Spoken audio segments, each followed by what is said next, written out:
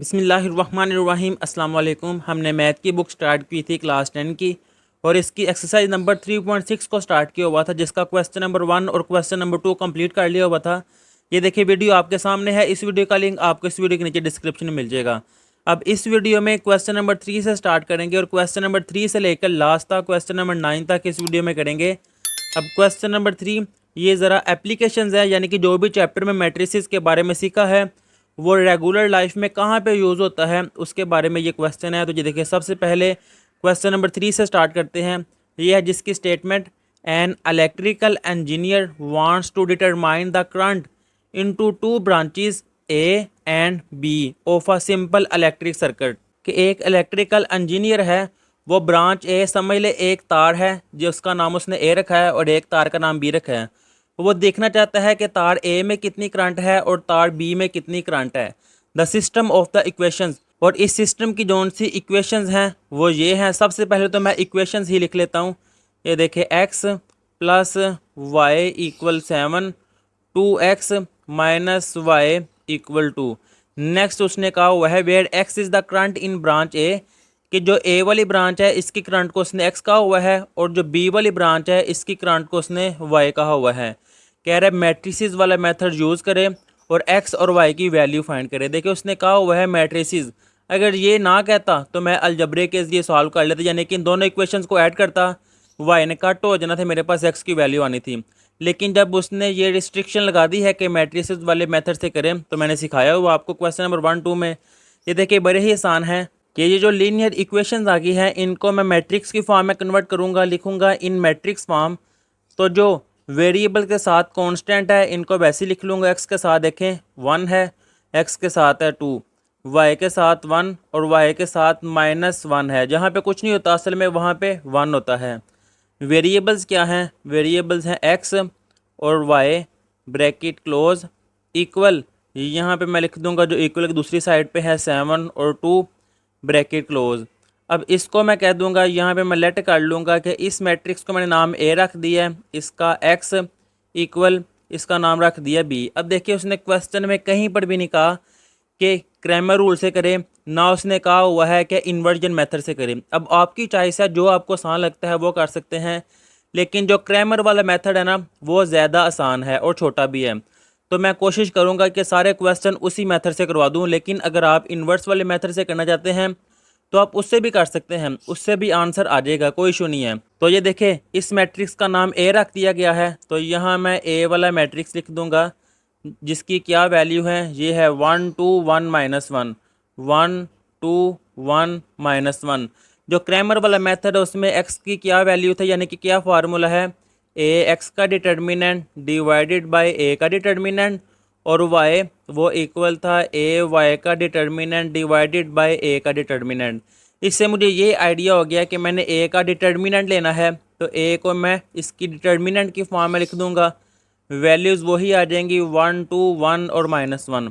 अब डिटर्मिनेंट लेते हैं कि क्रॉस मल्टीप्लाई किया जाता है, 1 मल्टीप्लाई -1 तो वो आ जाएगा -1, और क्रॉस मल्टीप्लाई इसको इससे मल्टीप्लाई किया जाएगा 1 मल्टीप्लाई 2 वो आ जाएगा 2। और जब भी डिटर्मिनेंट लेते हैं सेंटर में नेगेटिव का साइन आता है, -1 -2 ये आ जाएगा -3।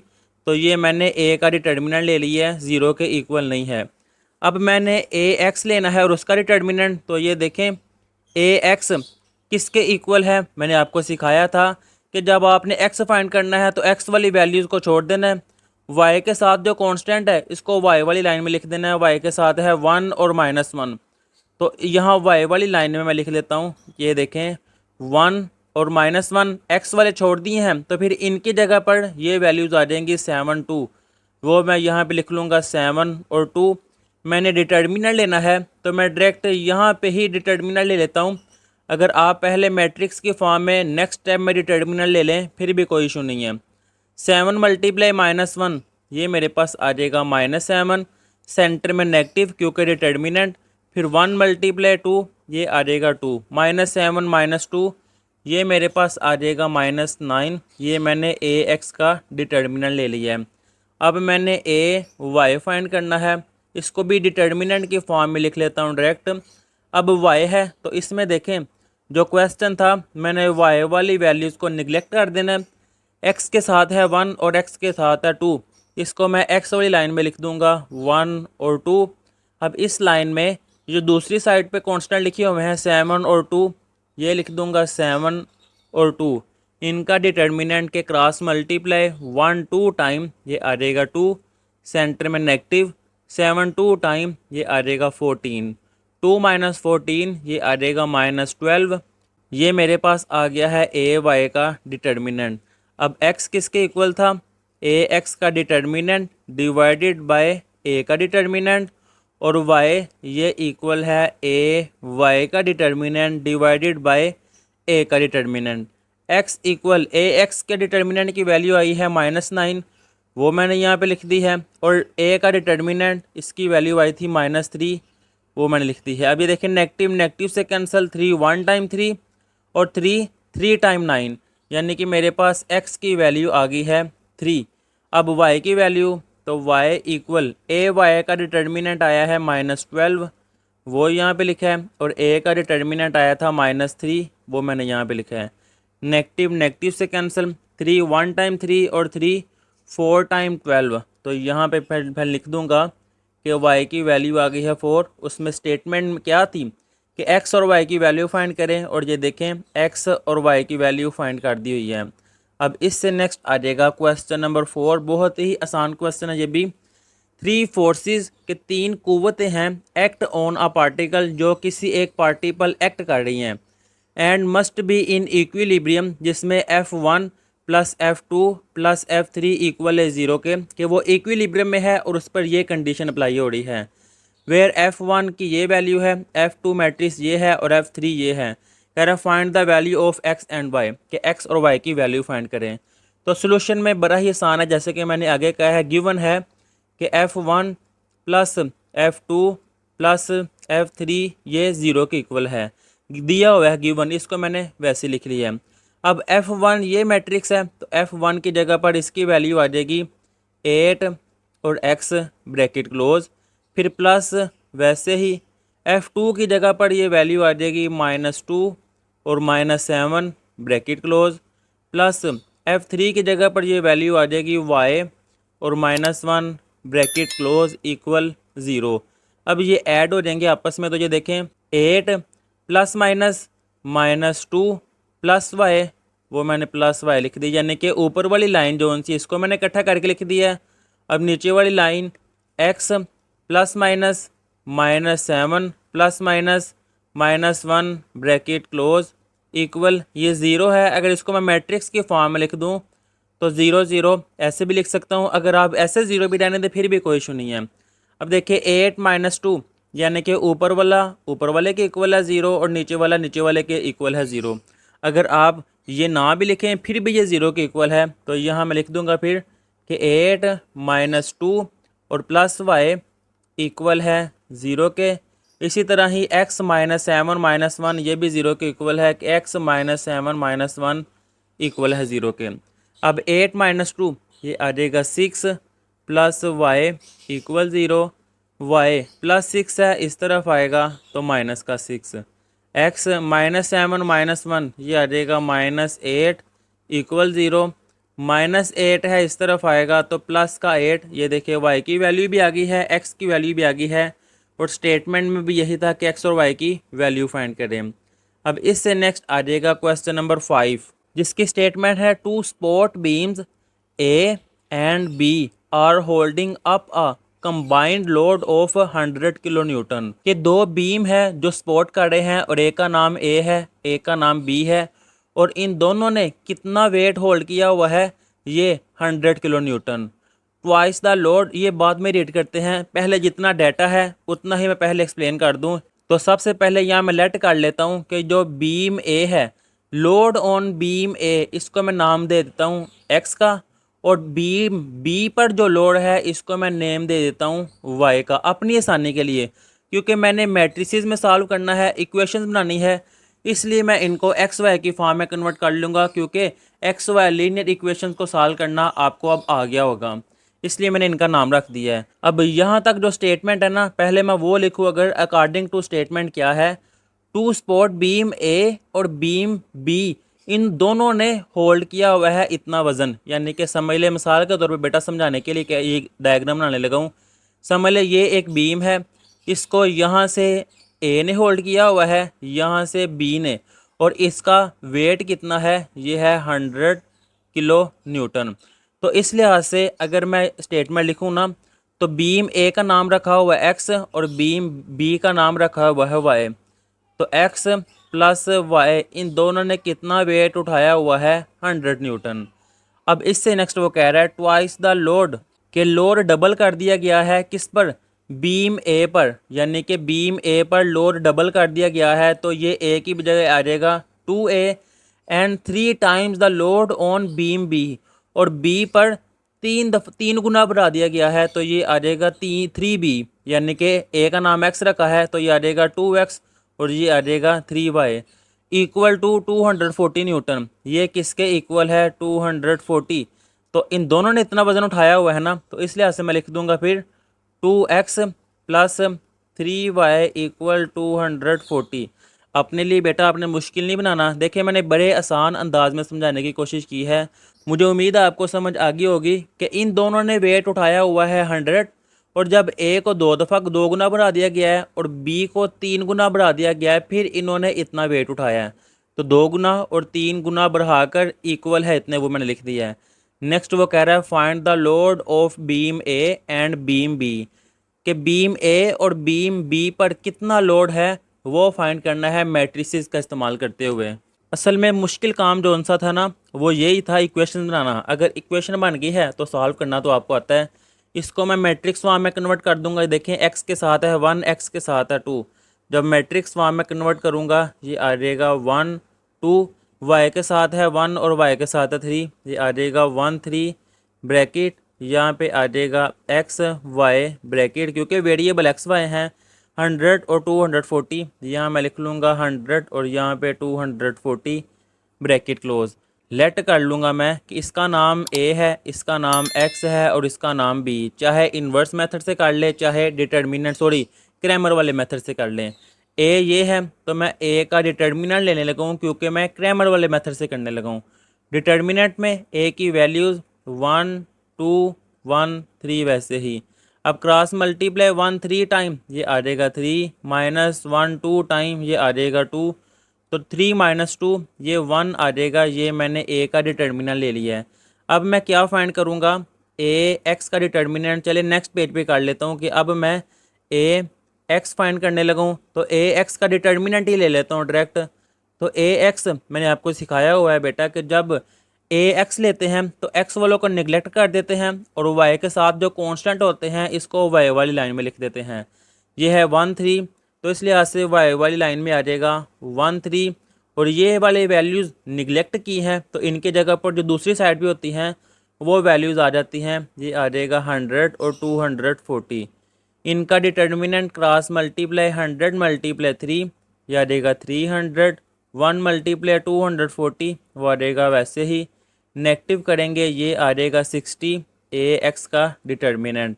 अब ए वाई फाइंड करना है, डायरेक्ट डिटर्मिनेंट में ही वैल्यूज़ लिख लेता हूँ कि ए वाई क्या है। अब मैंने वाई वाला लिहाज से लेना है तो इन वाई वाली वैल्यूज़ को निगलेक्ट, एक्स के साथ है 1 और एक्स के साथ है 2, तो एक्स वाली लाइन में लिख दूंगा 1 और 2। अब इन वाई वाली वैल्यूज़ की जगह ये वैल्यूज़ आ जाएंगी, वो मैं लिख दूंगा यहाँ पे 100 और 240। क्रॉस मल्टीप्लाई ये मल्टीप्लाई होकर हो जाएगा 240 माइनस 100 मल्टीप्लाई 2 ये आ जाएगा 200। नेगेटिव करूँगा ये आ जाएगा 40। ये मैंने ए वाई का डिटर्मिनेंट भी ले लिया है। अब वैल्यूज़ पुट कर दूंगा सिंपल कि एक्स इक्वल है ए एक्स का डिटर्मिनेंट डिवाइडेड बाय ए का डिटर्मिनेंट। अगर आप इन्वर्स वाले मेथड से करना चाहते हैं तो उससे भी हो जाएगा, कोई इशू नहीं है उसमें भी, लेकिन ये ज़रा ज़्यादा आसान था तो मैं इसलिए इससे करवा रहा हूँ। ए एक्स का डिटर्मिनेंट क्या आया है 60 और ए वाई का डिटर्मिनेंट आया है 40। ए एक्स की जगह पे मैं लिख दूंगा 60 और वाई इक्वल ए वाई की जगह पे मैं लिख दूंगा 40 डिवाइडेड बाय ए का डिटर्मिनेंट ये है 1 के इक्वल, वो यहाँ मैं लिख दूंगा 1 और यहाँ पर भी 1, यानी कि एक्स इक्वल आया है 60 और वाई इक्वल आया है 40। तो फिर इस लिहाज से यहाँ मैं लिख दूंगा कि लोड ऑन बीम ए, देखिए एक्स है ना, ए किसको कहा था, ए वाले को एक्स कहा था, तो एक्स की वैल्यू फिर यहाँ पे आ जाएगी 60 और बी वाला वो था 40। अब देखिए यूनिट क्या है, यूनिट है किलो न्यूटन, तो फिर इस लिहाज से यहाँ मैं लिखूँगा 60 किलो न्यूटन और 40 किलो न्यूटन, इतना इतना इन पे लोड होगा। ये है इनका आंसर। अब इससे नेक्स्ट आ जाएगा क्वेश्चन नंबर 6। अब क्वेश्चन थोड़े जोन से हैं वो ज़रा ज़्यादा कॉन्सेप्ट वाले आगे हैं, लेकिन परेशानी होना है बड़े आसान। अगर मैं कहूँगा मुश्किल हैं तो आप और मुश्किल बना लेंगे, है बड़े आसान, आपने ध्यान से समझना है, मैं बड़े आसान अंदाज में समझाऊंगा। In a 2D game world two characters are moving along straight paths, के 2D गेम है जिसमें 2 करेक्टर्स हैं और वो स्ट्रेट पाथ में मूव कर रहे हैं। One character moving along a line where the total of twice their horizontal position and vertical position.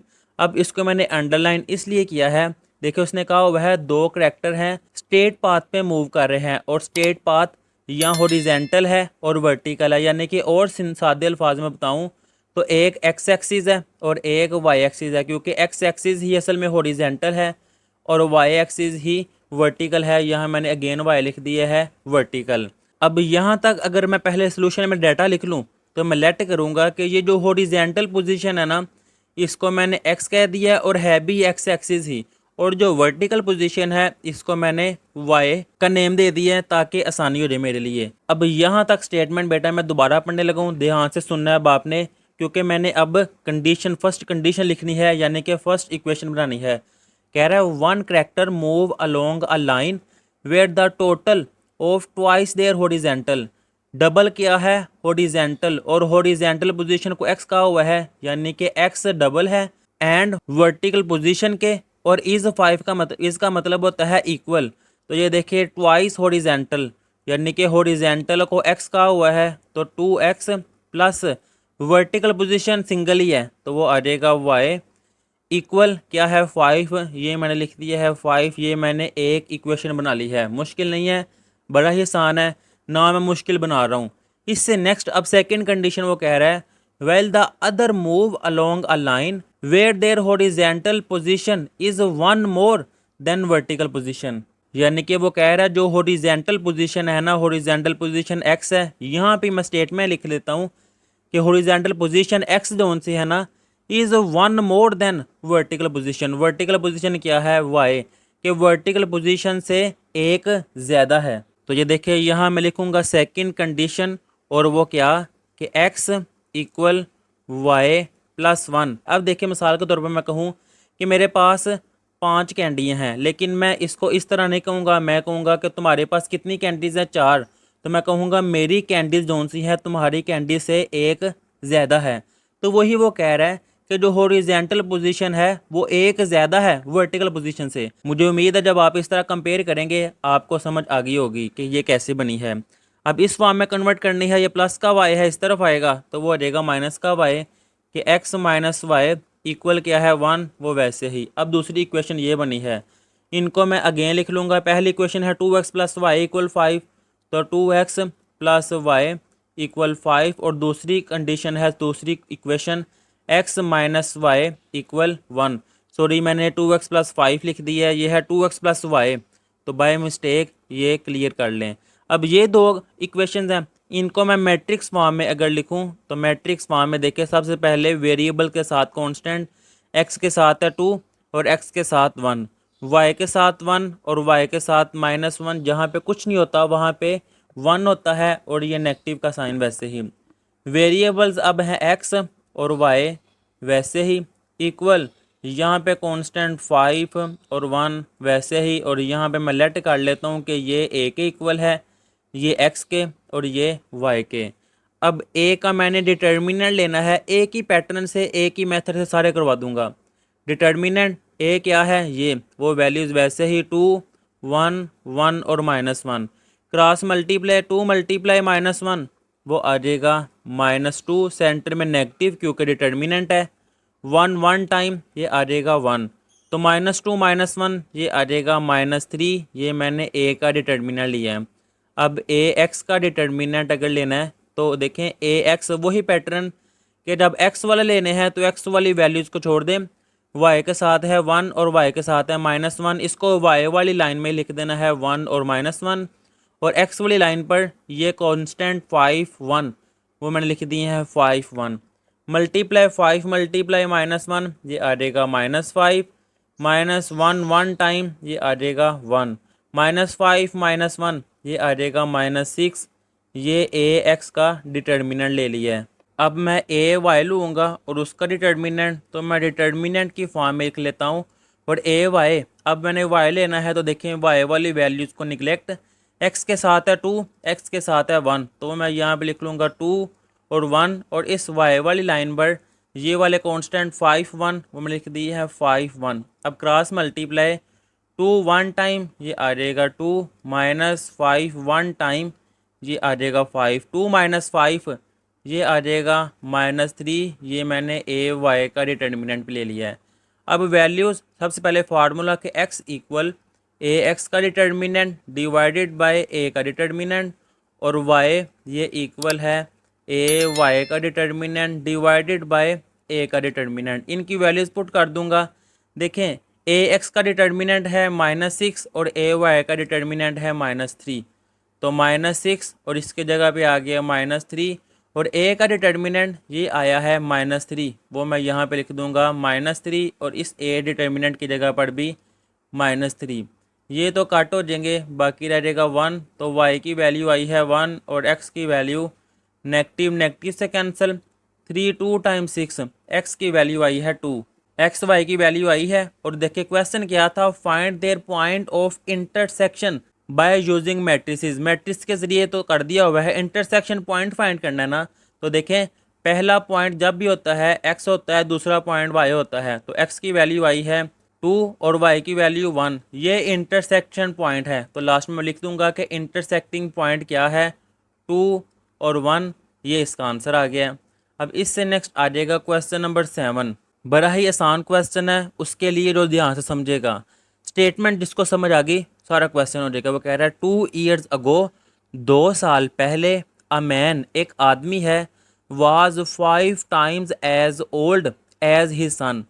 यहाँ तक अगर समझाऊँ तो कह रहा है 2 साल पहले एक आदमी है जो अपने बेटे से 5 गुना बड़ा है। तो इसमें देखिए कंपैरिजन किस किस का होना है, मैन का और सन का। तो सबसे पहले यहाँ मैं यही लेट कर लेता हूँ कि लेट मैन प्रेजेंट एज, कि जो आदमी है मौजूदा वक़्त में उसकी उम्र कितनी है, उसकी एज कितनी है, वो मैं जी मुझे नहीं पता, यही मैंने फाइंड करनी है असल में। तो मैं यहाँ पे कह देता हूँ कि उसकी एज है एक्स, और उसके बेटे की एज सन प्रेजेंट एज, इसको मैं कह दूंगा वाई। यहाँ तक तो समझ आ गई। अब देखिए दोबारा इसको मैं इस लाइन को दोबारा पढ़ने लगूँ। 2 years ago, 2 साल पहले, तो अगर अब इस आदमी की एज एक्स है तो 2 साल पहले कितनी होगी। मिसाल के तौर पर अभी इसकी एज 30 साल है, तो 2 साल पहले कितनी होगी 28। तो अभी अगर एज एक्स है तो 2 साल पहले हो जाएगी x-2, यानी कि 2 कम ही करना है ना। इसी तरह बच्चे की उम्र कितनी है y, तो 2 साल पहले कितनी होगी y-2। ठीक है, देखिए क्या है 2 years ago, मैन जो सा है 5 time as old as his son, कि आदमी अपने बेटे से 5 गुना बड़ा है। अब ये देखिए मिसाल के तौर पर कहूँ कि मेरी उम्र मेरे कज़न से डबल है। मिसाल के तौर पर अगर मैं 20 साल का हूँ तो मेरा कज़न फिर कितने साल का होगा, 10 साल का, क्योंकि 10 का डबल ही 20 साल का है ना। अब सुनिएगा बेटा, यहाँ पे आदमी की उम्र बेटे की उम्र से 5 गुना ज़्यादा है, तो फिर इस लिहाज से मैं यहाँ पे लिखूंगा अकॉर्डिंग टू स्टेटमेंट कि बाप की एज जो कि है x-2, क्योंकि 2 साल पहले लेनी है ना, उसके लिए ये है x-2, ये बेटे की उम्र से 5 गुना ज़्यादा है। बाकी बाद में रीड करते हैं, पहले इसको ज़रा सॉल्व कर लें। x-2 equal 5 multiply y, 5y-5 2 time 10। X वाली और वाई वाली वैल्यूज़ एक तरफ के x + 5y है, इस तरफ आएगा -5y इक्वल -10 -2 इस तरफ आएगा तो प्लस का 2। तो ये वैसे ही x - 5y इक्वल -10 + 2, ये आ जाएगा -8। एक इक्वेशन ये बन गई। अब इससे नेक्स्ट क्या है, आफ्टर 6 years, के 6 साल के बाद, he will be 3 times as old as he son, के 6 साल बाद वो अपने बेटे से 3 गुना बड़ा है। 6 साल बाद आफ्टर जब आ जाए ना, जब बेटा अगो की बात आती है तब नेगेटिव किया जाता है, और जब आफ्टर की बात आ जाए फिर प्लस किया जाता है। ये आपने कॉन्सेप्ट याद रखना है कि अगो के लिए नेगेटिव और आफ्टर के लिए पॉजिटिव। आफ्टर 6 ईयर है एक्स प्लस 6, उस लिहाज से अगर अभी एज 20 है तो 6 साल बाद 26, तो मुझे एज का नहीं पता इसलिए मैंने एक्स रखा है, तो एक्स प्लस 6। और बेटे की उम्र अभी वाई है तो 6 साल बाद कितनी हो जाएगी, वाई प्लस 6। अब वो कह रहा है आफ्टर 6 ईयर्स ही विल, के आदमी की उम्र बेटे की उम्र से 3 गुना ज़्यादा है, तो इस लिहाज से मैं यहाँ पर लिख दूँ 6 साल बाद। ये है ना सेकंड कंडीशन है कि बाप की उम्र 6 साल बाद कितनी है, एक्स प्लस 6, ये आ जाएगी एक्स प्लस 6। बेटे की उम्र से 3 गुना ज़्यादा, 3 टाइम, वो 3 गुना ज़्यादा, और बेटे की उम्र है वाई प्लस 6। यहाँ मैंने वाई लिख दिया है। बाप की उम्र थी एक्स प्लस 6, तो यानी थी एक्स प्लस 6 इक्वल 3। बेटे की उम्र है 6 साल बाद वाई प्लस 6, वो मैंने लिख दिया है। अब x plus 6 equal 3 multiply y, वो आ जाएगा 3 वाई, और 3 6 टाइम 18। वीडियो चाहे लेंथ ही हो जाए लेकिन समझ आनी चाहिए। ये प्लस का है, इस तरफ आएगा नेगेटिव का, -3y इक्वल 18, प्लस 6 है, इस तरफ आएगा तो -6। अब x -3y इक्वल 18 -6, ये आ जाएगा 12।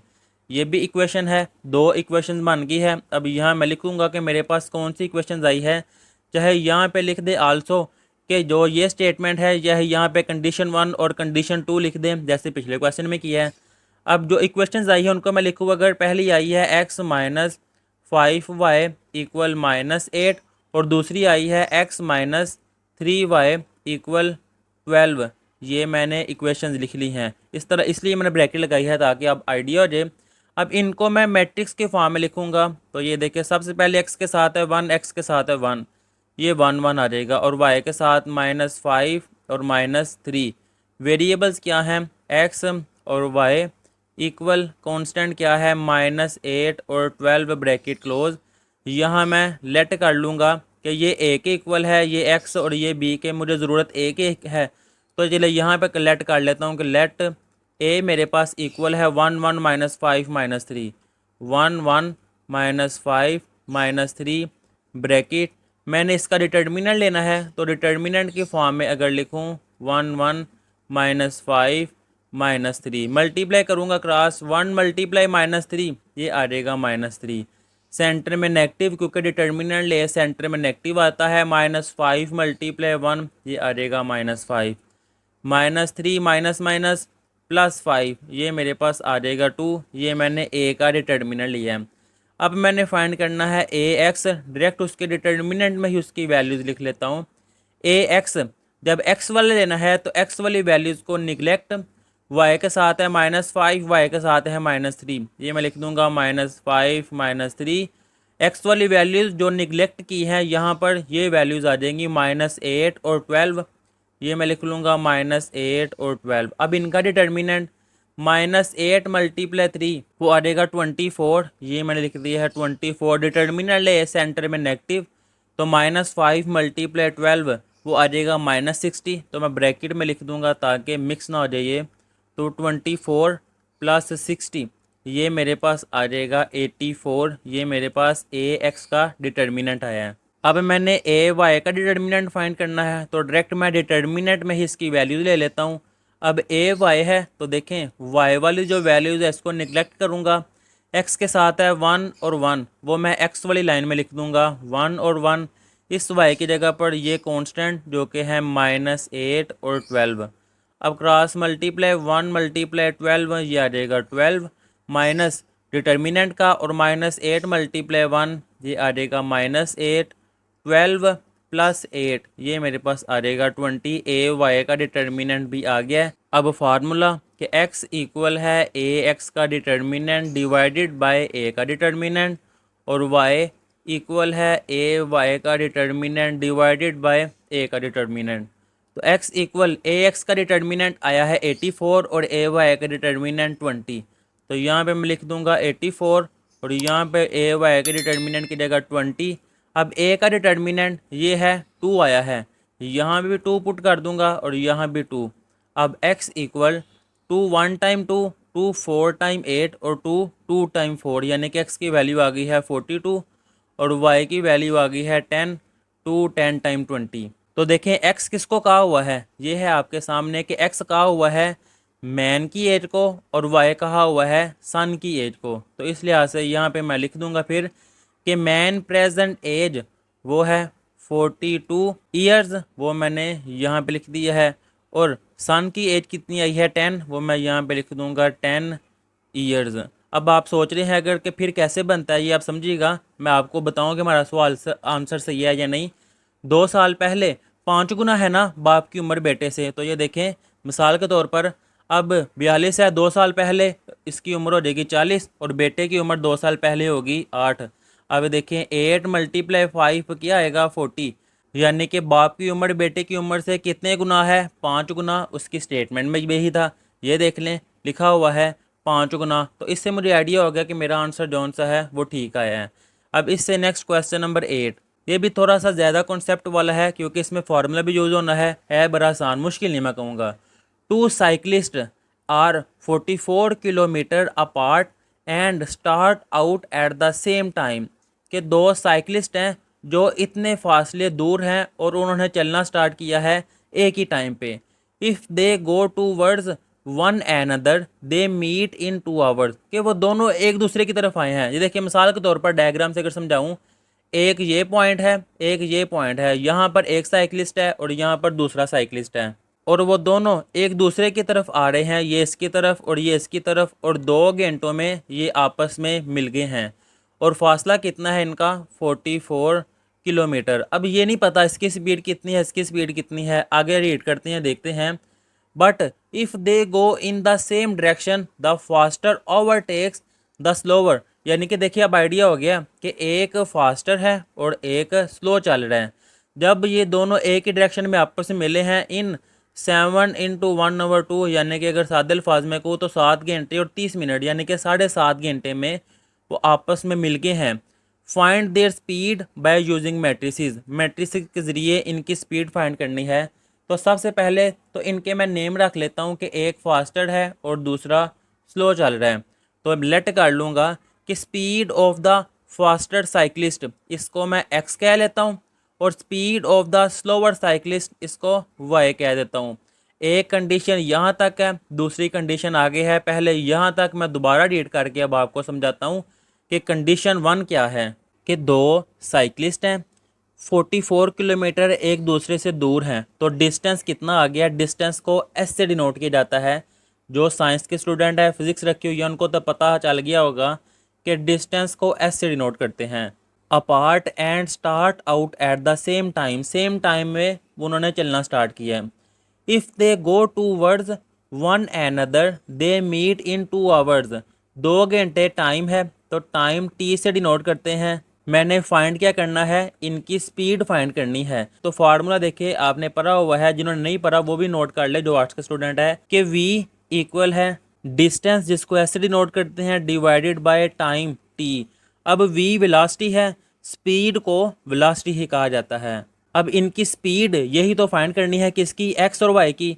अब यहाँ पे यहाँ तक कंडीशन पढ़ूँ तो ये वो कह रहे हैं कि वो दोनों आपस में मिल जाते हैं। इसका मतलब है इस v की जगह पे आ जाएगा x प्लस वाई, क्योंकि वो आपस में मिले हैं। इनका फासला समझ ले ये यहाँ तक आया है और ये यहाँ तक आया है, फिर आपस में मिले हैं, या यहाँ पे मिले हैं, जहाँ पे भी मिले हैं इसके डिस्टेंस को कह दिया x, क्योंकि ये पॉइंट x है और ये पॉइंट अगर y है तो फिर इसके डिस्टेंस को कह देंगे y। तो x प्लस वाई होगा फिर ही पूरा डिस्टेंस कवर होगा, तो वो आ जाएगा x plus Y equal distance कितना है 44, वो s की जगह पे आ जाएगा 44 डिवाइडेड बाय टाइम। टाइम को मैंने डिनोट किया था वो है 2 और ये 2। अब अगर डिवाइड करूं तो x प्लस वाई इक्वल मेरे पास आ जाएगा 22। ये मेरी फर्स्ट कंडीशन आ गई है। अब इससे नेक्स्ट सेकंड कंडीशन, ये भी आपने ज़रा ध्यान से समझनी है, थोड़ी कॉम्प्लिकेटेड है। बट अगर if they go in the same direction, कि वो अगर एक ही डायरेक्शन में जाएं, यानी कि अब ये अगर मैं सारा डेज करूं, अब उसने देखिए कहा हुआ है सेम डायरेक्शन, तो सेम डायरेक्शन समझ लिया ये भी इस तरफ जा रहा है और ये भी इस तरफ जा रहा है, सेम डायरेक्शन है। जिस तरफ मर्जी काट ले, ऊपर की तरफ काट ले, इस तरफ काट ले, नीचे की तरफ काट ले, लेकिन मैं समझाने के लिए क्या है कि इसकी डायरेक्शन भी इस तरफ है, इसकी डायरेक्शन भी इस तरफ है, क्योंकि सेम डायरेक्शन है। अब वो कह रहा है जो फास्टर है ना उसने स्लोवर को ओवरटेक किया है, यानी कि इस फास्टर ने इतनी स्पीड से आया है कि ये स्लोवर को समझ ले इस पॉइंट पर आगे उसने ओवरटेक किया है कि इस पॉइंट पर ये दोनों मिल गए आपस में और इतना टाइम लगा है। तो टाइम कितना है, ये वो आ गया मेरे पास, डिस्टेंस वही जो उन्होंने दिया हुआ है। अब ओवरटेक किया है यानी कि पहले तो सेम डायरेक्शन थी तो मैंने x प्लस वाई कह दिया था, अब ये इस तरफ आ रहा है और y भी इस तरफ आ गया है।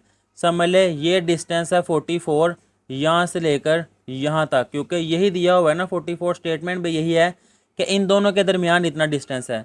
अब आगे कितना जाके उन्होंने ओवरटेक किया है तो उस लिहाज से आ जाएगा x माइनस वाई। तो ये देखे कंडीशन 2 क्या है, x माइनस वाई, ये उनकी स्पीड आ गई। वेलोसिटी इक्वल है डिस्टेंस ओवर टाइम, तो डिस्टेंस कितना है 44, वो आ जाएगा 44 डिवाइडेड बाय अब टाइम कितना है 7 इंटू 1/2, वो 7 इंटू 1/2 वैसे ही।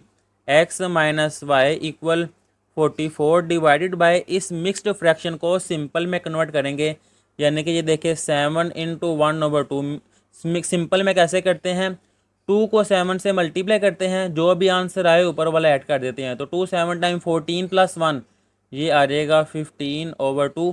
तो इसकी जगह पे मैं लिख दूंगा 15 divided by 2। x minus Y equal 2 divide हो रहा है, ऊपर जाके मल्टीप्लाई हो जाएगा, तो 44 मल्टीप्लाई 2 डिवाइडेड बाई 15। तो मेरे पास आ गई है x minus Y equal 88 divided by 15। ये डिवाइड हो रही हैं, इस तरफ आके मल्टीप्लाई हो जाएगी कि 15 into X minus Y equal 88।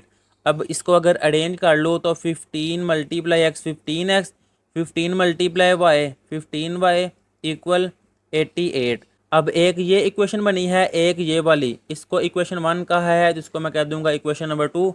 अब यहाँ पे मैं अरेंज करूँगा, पहले इक्वेशन नंबर 1 क्या है, x plus Y equal 22, x plus Y equal 22, और दूसरी है 15x माइनस 15y, ये मैंने लिख दी है 15x माइनस 15y इक्वल 88। अब इनको सॉल्व करना है, मुश्किल काम सिर्फ यही था, इन इक्वेशंस को सॉल्व करना आपको आता है। इसको मैट्रिक्स की फॉर्म में कन्वर्ट करूँगा, x के साथ है 1, x के साथ है 15, y के साथ 1 और y के साथ नेगेटिव का 15।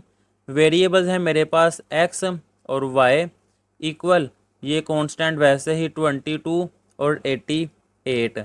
अब मैं लेट कर लूँगा कि इसको मैंने a का नाम रखा है कि a वो इक्वल है 1, 15, 1 और माइनस का 15। इसका डिटर्मिनेंट लेना है, तो a का डिटर्मिनेंट, इसमें वैल्यूज़ इनकी वैसी आ जाएगी, वो मैंने देखे वैल्यूज़ लिखती हैं। अब मल्टीप्लाई 1 मल्टीप्लाई माइनस 15, ये आ जाएगा माइनस 15। डिटर्मिनेंट ले सेंटर में नेगेटिव, 1 मल्टीप्लाई 15 माइनस का 15, सॉरी प्लस का 15, ये नेगेटिव तो डिटर्मिनेंट का है, माइनस 15 माइनस 15, ये आ जाएगा माइनस 30, ए का डिटर्मिनेंट। अब ए एक्स डायरेक्ट डिटर्मिनेंट में ही इसकी मैं वैल्यूज़ लिख लेता हूँ। देखिए जब x के लिहाज से मैं करूँगा तो x वाली वैल्यूज़ को छोड़ दूँगा, y के साथ है 1 और y के साथ है माइनस 15, वो y वाली लाइन पे आ जाएगा 1 और माइनस 15, x वाली जगह पर ये वैल्यूज़ आ जाएंगी 22 और 88, 22 और 88। अब मल्टीप्लाई 22 मल्टीप्लाई माइनस 15, वो आ जाएगा 330 नेगेटिव में, डिटर्मिनल ले सेंटर में नेगेटिव आता है। 1 मल्टीप्लाई 88, ये आ जाएगा 88, ये माइनस माइनस प्लस, जब इनको ऐड करूँगा ये आ जाएगा 418। 330 बड़ी वैल्यू इसके साथ नेगेटिव है तो ये नेगेटिव आ जाएगा। अब मैं ए वाई का डिटर्मिनल लूँगा तो डायरेक्ट डिटर्मिनेंट में इसकी वैल्यूज़ लिख दूँगा। अब ये देखिए ए वाई है तो मैं x की जगह y वाली वैल्यूज़ को निगलेक्ट करूँगा, x के साथ है 1 और x के साथ है 15, इसको मैं x वाली लाइन में लिख दूँगा, और y वाली लाइन पर ये वैल्यूज़ जो कि है 22 और 88। अब क्रॉस मल्टीप्लाई 1 मल्टीप्लाई 88, ये आ जाएगा 88 माइनस 22 मल्टीप्लाई 15, वो आ जाएगा 330।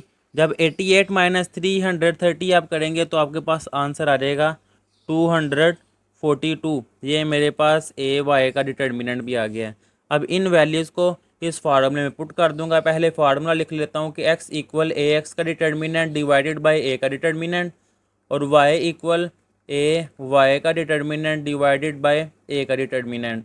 तो x इक्वल और y इक्वल, ए एक्स का डिटर्मिनेंट ये है -418 और वाई का डिटर्मिनेंट 242, तो -418 242 और ए का डिटर्मिनेंट ये है, ए के डिटर्मिनेंट का answer -30 divided by -30 divided by -30। अब इनमें वैल्यूज़ x इक्वल ए एक्स का डिटर्मिनेंट ये है -418, वो मैं यहाँ पे लिख दूंगा, डिवाइडेड बाय ए का डिटर्मिनेंट ये है -30 वाई इक्वल ए वाई का डिटर्मिनेंट ये है। तो यहाँ पे गलती हुई है बेटा, ये देखिए जब नेगेटिव करेंगे 330, ये बड़ी वैल्यू है, इसके साथ नेगेटिव है तो यहाँ नेगेटिव का साइन भी आएगा, मुझसे बाय मिस्टेक नहीं था लिखा गया, वो साथ लिख लें आप। तो यहाँ पे आ जाएगा -242 डिवाइडेड बाय ए का डिटर्मिनेंट जो कि है -30। अब कैलकुलेटर पे आप इनको डिवाइड करें, जब इनको आप डिवाइड करेंगे तो आपके पास आंसर आ जाएगा 13.93। इसी तरह इन वैल्यूज़ को भी डिवाइड करें तो वो आ जाएगा 8.066। ये भी लिखते आंसर है, लेकिन अगर बुक के पीछे वाला ये आंसर लाना है तो 8.606 के आगे भी 6 है, तो ये सिग्निफिकेंट फिगर के लिहाज से 7 में कन्वर्ट हो जाएगा। लेकिन अगर आप ये भी लिख देंगे पेपर में गलत नहीं होगा, ये भी डेसिमल के बाद देखिए 1 पॉइंट सेम है, उसके बाद चेंज हो जाए कोई इशू नहीं है। एक्स की वैल्यू भी आ गई है, वाई की वैल्यू भी आ गई है, लेकिन उसकी स्टेटमेंट क्या थी कि मैंने स्पीड फाइंड करनी है। तो x की वैल्यू को कहा है स्पीड ऑफ फास्टर और y को कहा है स्पीड ऑफ स्लोवर। तो इस लिहाज से यहाँ मैं लिखूँगा कि speed of the faster cyclist जिसको x कहा था, और इसका आंसर ये आया है, मैं लिख दूँगा 13.93, और जो स्लोवर है उसको y कहा था वो है 8.066, चाहे ये लिख दें या 8.07 चाहे ये लिख दें। और स्पीड है ना, तो इस लिहाज से देखिए इनका यूनिट स्टार्ट में मैं आ गया हूँ। यूनिट कैसे आपने बनाना है, ये देखें वेलोसिटी का यूनिट होता है मीटर डिवाइडेड बाय सेकंड, लेकिन यहाँ पे डिस्टेंस का यूनिट दिया हुआ है किलोमीटर, तो मैं मीटर की जगह पे किलोमीटर यूज़ करूँगा। और टाइम का यूनिट क्या दिया हुआ है, आवर्स घंटों में, तो यहाँ पे मैं एच लिखूँगा कि किलोमीटर ओवर आवर। तो इस लिहाज से यहाँ मैं लिखूँगा इनके यूनिट भी ये आपने लाजमी लिखने हैं, नहीं तो आपको पूरे मार्क्स नहीं मिलेंगे, किलोमीटर डिवाइडेड बाय आवर, ये इसका आंसर। अब इससे नेक्स्ट लास्ट वाला question, the nominator of a fraction, कि एक फ्रैक्शन है। अब फ्रैक्शन होता है असल में बटा, मिसाल के तौर पर ये 3/4 लिखा हुआ है ना, ये फ्रैक्शन है। अब नोमिनेटर क्या होता है, जो ऊपर वाली वैल्यू होती है इसको नोमिनेटर कहा जाता है, और जो नीचे वाली वैल्यू होती है फ्रैक्शन के नीचे उसको डिनोमिनेटर कहा जाता है। अब यहाँ तक अगर पहले मैं आपको स्टेटमेंट समझाऊँ, बाकी बाद में रीड करते हैं। नोमिनेटर और डिनोमिनेटर की बात आ रही है ना, मुझे नहीं पता क्या है वो, तो समझ लें एक्स वाई मैंने रैंडम चूज़ किया है कि ये एक फ्रैक्शन है, तो फिर इसलिए ऐसे लेट करूँगा कि जो नोमिनेटर है ऊपर वाली वैल्यू वो है एक्स, और जो डिनोमिनेटर है नीचे वाली वैल्यू वो है वाई। अब वो कह रहा है जो नोमिनेटर है ना of fraction is 7 less than the denominator, कि जो एक्स है ये वाई से 7 लेस है। लेस का मतलब है नेगेटिव, छोटा है। तो नोमिनेटर मैं यहाँ कह दूंगा कंडीशन 1 है कि एक्स, डिनोमिनेटर है वाई -7, ये मैंने कंडीशन 1 के लिए से लिख दी है। ये प्लस का वाई है इस तरफ आएगा, तो माइनस का वाई इक्वल -7, ये एक कंडीशन बन गई है। अब कंडीशन 2 आगे वो कह रहा है इफ़ द नोमिनेटर, अगर ऊपर वाली वैल्यू यानी कि एक्स इज़ इंक्रीज का मतलब है बढ़ना, यानी कि प्लस है, बाय 3, यानी कि नोमिनेटर को मैं कह सकता हूँ कि फिर x + 3, ये मेरा नोमिनेटर बन गया है। The new fraction can be cancel down to 3/4। ये देखिए अब समझिएगा कैंसल डाउन का मतलब क्या है। मिसाल के तौर पर यहाँ मैं लिखूँ 10/15, अब ये कैंसिल कर रहा हूँ मैं, 5 2 टाइम 10 और 5 3 टाइम 15। अब ये कैंसल डाउन हो के 10/15 से 2/3 आगे हैं। तो इस लिहाज से वो कह रहा है कि नोमिनेटर की ये वैल्यू है, डिनोमिनेटर की वैल्यू है कोई, और जब उनको कैंसिल किया है तो मेरे पास ये वैल्यू आई है। तो ये देखिए इस लिहाज से कंडीशन 2 अगर लिखूँ तो x + 3 ये नोमिनेटर है, डिनोमिनेटर में कोई वैल्यू है जिसको कैंसिल करें तो मेरे पास न्यू फ्रैक्शन ये आई है। तो इस लिहाज से मैं इसको अरेंज करके इक्वेशन बना लूँगा, क्रॉस मल्टीप्लाई कर दूंगा, इसको इससे मल्टीप्लाई और इसको इससे multiply, 4 × x + 3, 4 × x + 3 equal y × 3, तो ये आ जाएगा 3y, 4 × x 4x 4 3 time 12 equal 3y। 4x y वाली वैल्यू इस तरफ प्लस 3y है तो ये आ जाएगा माइनस का 3y, प्लस 12 है इस तरफ आएगा तो माइनस का 12। ये देखिए एक ये इक्वेशन बन गई है, एक ये इक्वेशन। अब इनको मैं अगेन लिख लूँगा। पहली इक्वेशन है x minus Y equal -7, x minus Y equal -7, और दूसरी इक्वेशन है 4x माइनस 3y इक्वल -12। अब इनको मैं मैट्रिक्स फॉर्म में लिख दूंगा कि पहले एक्स वाई के साथ जो कांस्टेंट है कोफिशिएंट 1 4, वाई के साथ 1 है तो नेगेटिव का साइन भी आएगा -1 और -3। वेरिएबल्स क्या हैं? वेरिएबल्स हैं एक्स और वाई, ये मैंने लिखे हैं, इक्वल कांस्टेंट -7 और -12 ब्रैकेट क्लोज। मैं लेट कर लूँगा कि ये ए के इक्वल है तो यहाँ मैं कह दूँगा कि लेट ए इक्वल है मेरे पास ये मैट्रिसेस की वैल्यू 1 4 -1 -3, 1 4 -1 -3। इसका मैंने डिटर्मिनेंट लेना है तो डिटर्मिनेंट में इसकी वैल्यूज़ मैंने लिख दी है 1 4 -1 -3। क्रॉस मल्टीप्लाई 1 मल्टीप्लाई -3 डिटर्मिनेंट ले सेंटर में नेगेटिव, -1 मल्टीप्लाई 4 ये आ जाएगा -4, तो -3 माइनस माइनस +4 -3 +4 ये आ जाएगा 1। ये मैंने ए का डिटर्मिनेंट ले लिया है। अब ए एक्स का डिटर्मिनेंट नेक्स्ट पेज पे लिख लेता हूँ कि ए एक्स के डिटर्मिनेंट में ही डायरेक्ट मैं इनकी वैल्यूज़ लिख लूँगा। ये देखें ये है इक्वेशन। ए एक्स जब लेना है तो मैंने एक्स वाली वैल्यूज़ को निगलेक्ट कर दिया। वाई के साथ है -1 और -3, इसको मैंने वाई वाली लाइन में लिख दिया -1 -3, और एक्स वाली जगह पर इन वैल्यूज़ को -7 और -12, ये -7 -12 मैंने लिख दिया है। अब cross multiply -7 multiply -3 minus minus +7 3 time 21।